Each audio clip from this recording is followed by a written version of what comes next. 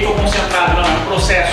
Então desde o primeiro minuto do aquecimento, começa a ligar no que tem que ser feito lá dentro na hora do jogo, as marcações, as movimentações, bola parada, enfim, tudo, o processo de concentração ele vai demorando um pouco, então liga desde o primeiro minuto do aquecimento, para chegar no jogo tá realmente bem concentrado, sabendo o que vai fazer, tá? Então além de preparar o corpo, articulação, músculo, cabeça, já mentaliza o que vai vencer, e nós vamos vencer hoje aqui.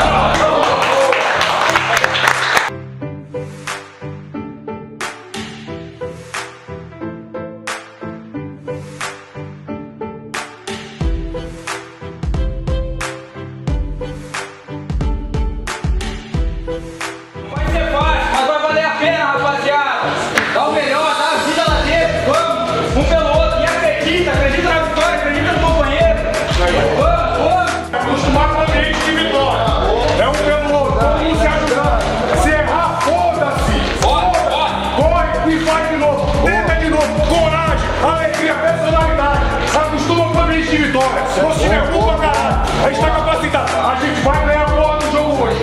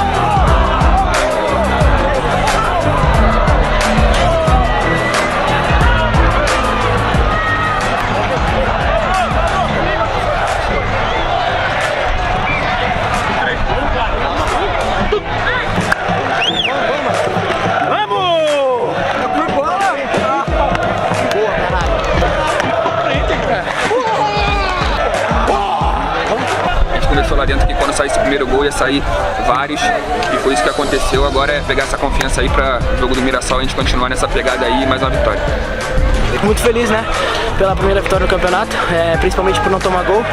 Acho que a gente vem se comportando defensivamente muito bom e era o que faltava, né, fazer os gols. Acho que contra o Corinthians e contra o São Bernardo foi o que faltou, e hoje, graças a Deus, os gols saíram e a gente pôde sair com um grande resultado daqui. Estou muito feliz, né, por marcar os meus primeiros 2 gols com a camisa do Guarani, uma camisa tão pesada. Agora é continuar o trabalho e seguir firme nessa campanha aqui. O time é muito unido e vai conquistar grandes objetivos no ano. Ganhou a camisa, olha que coisa bonita. É isso, o futebol é muito além das 4 linhas, eu sempre falo isso, coisa maravilhosa.